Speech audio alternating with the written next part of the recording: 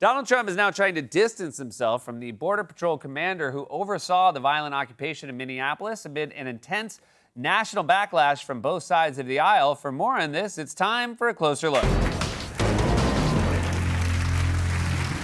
When they first got back into power, Trump and his cronies thought they were all powerful, that they had a mandate to do whatever they wanted, whenever they wanted, specifically when it came to immigration. We are in the beginning stages of carrying out the largest deportation campaign in American history. This is what America voted for on November 5th. Under President Trump's leadership, we are looking to set a goal of a minimum of 3,000 arrests for ICE every day, and President Trump is going to keep pushing to get that number up higher. NBC News has learned top Trump aide Stephen Miller held a meeting screaming at ICE officials to arrest more undocumented immigrants. All right, first of all, that's fake news. Stephen Miller doesn't scream. He emits a haunting shriek summoned from the depths of the underworld.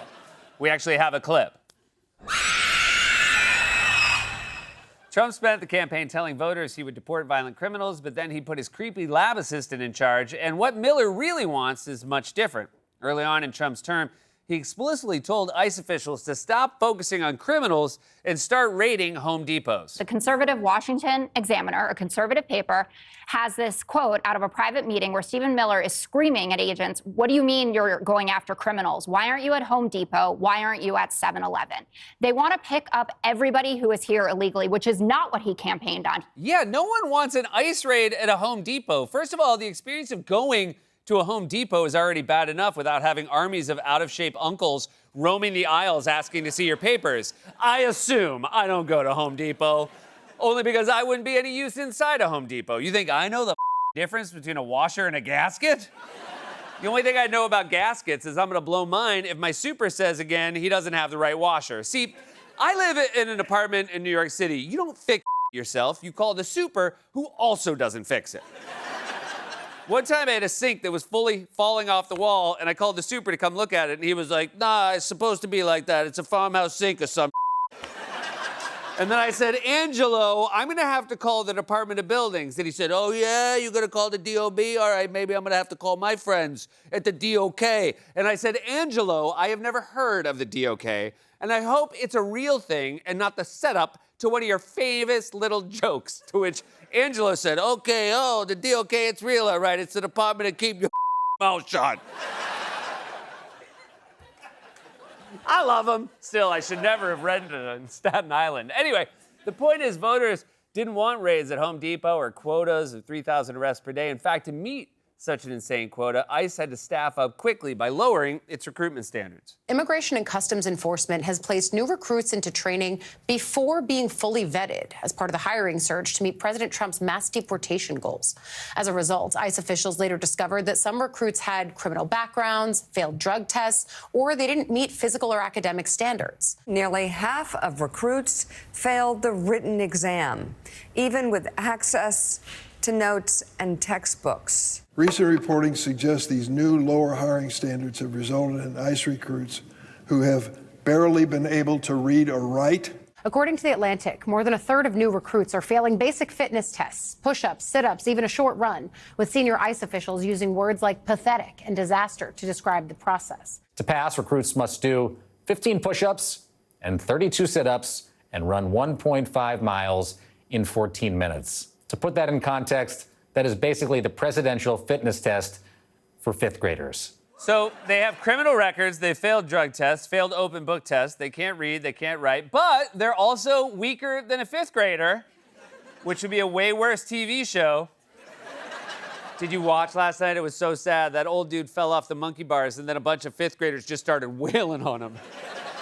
Now, I can't believe I'm saying this, but it turns out unleashing a lawless paramilitary force of masked, illiterate, out-of-shape goons to terrorize American cities isn't exactly the most popular thing in the world. ICE, DHS, Kristi Noem have been a political disaster because just take a look here. I mean, ICE's net approval rating during Trump's term, you go back to term number one, look, it's pretty even at 0 points. You go to June 2025, right? That was when all that stuff was going on in Los Angeles. They dropped down, look at this, minus 17 points, way in the basement. But then after Minneapolis, it's even lower, minus 27 points on the net approval rating of ICE. It's also very funny that the best net approval rating they've ever had is 0. That's their high watermark. Do you know how embarrassing that is? That would be like if NBC called me all excited and said, Seth, congratulations, your ratings last night were 0. And I said, is that supposed to be good? And they said, well, it means nobody watched your show, which also means nobody turned it off. So when they first took office a year ago, Trump and his yes men were all bravado. Now they're seeing the bad polling and the national outrage, and suddenly they're changing their tune. I don't understand why it is so hard for those of us in public service to say from time to time, you know what, I got it wrong. Now, is ICE perfect? They're not. Can they do a better job? They can.